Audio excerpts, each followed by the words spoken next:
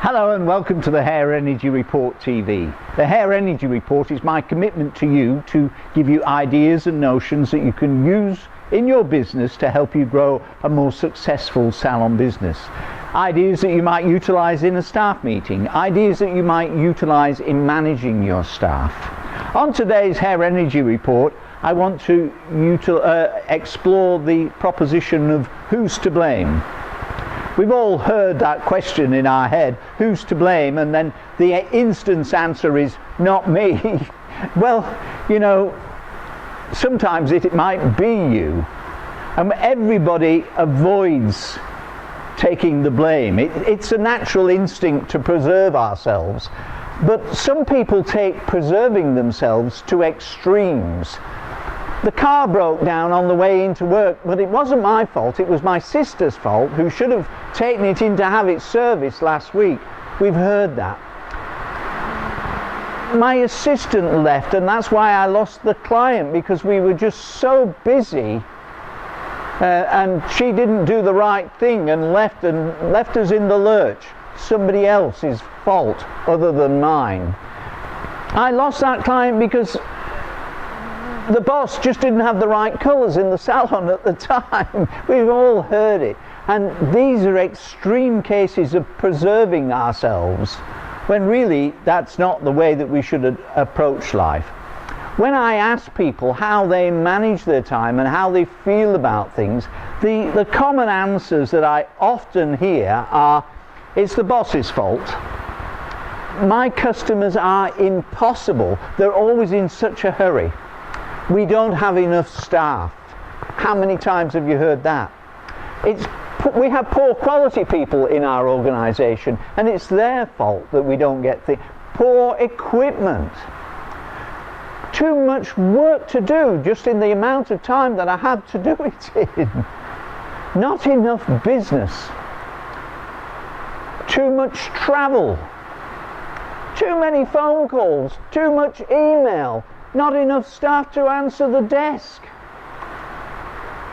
On and on the list can go of who else is to blame other than the person that we're looking at.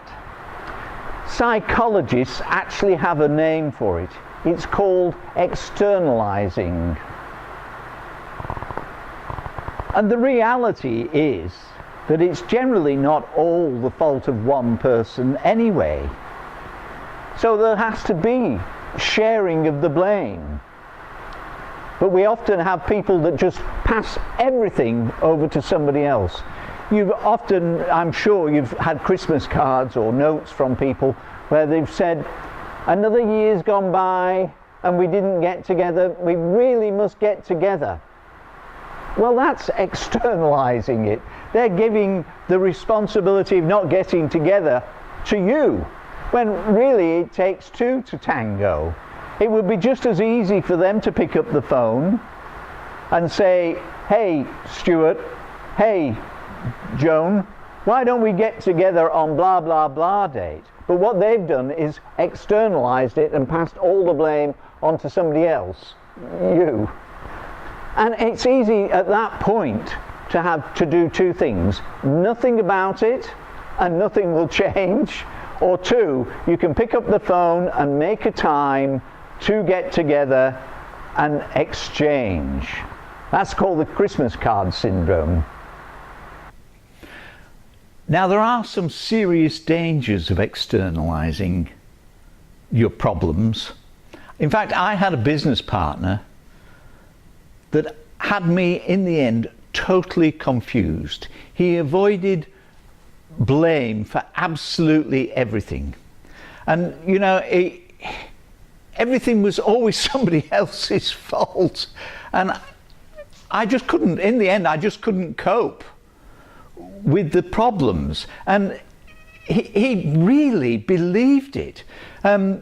He would tell me that we'd done sales of blah, blah, blah, and knowing full well that the following day I would see the invoices. So I would know exactly what the sales were. But the bottom line was that he absolutely believed what he was saying. He lived in a complete and utter fantasy world.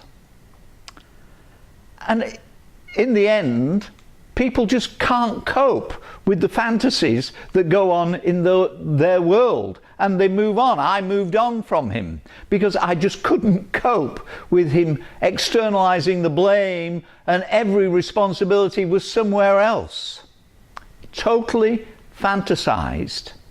And it's not a good place to live. You have to be responsible for your own actions, or partially responsible for your own actions. It's not always somebody else's fault.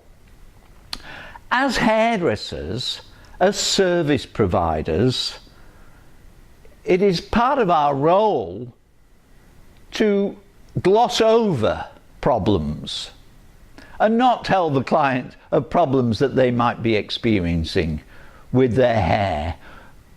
And we have a responsibility to tell them clearly and kindly what problems that might exist. We can't just blame it on something else. We have to at some point take responsibility for a problem and explain it. And you'll find that when you do explain it, that people will accept the openness of explaining it, and what you might have thought of as a problem really was nothing of the sort. It's just a minor hiccup on the way through life. So everybody eventually, if you don't take responsibility, will see through you. And your relationships will be shallow. At some point, you have to take responsibility. My name's Stuart Nicholson. Now go do some random act of kindness for somebody. Maybe let them in the traffic, give them a wave, give them a smile. Now go do something for your business.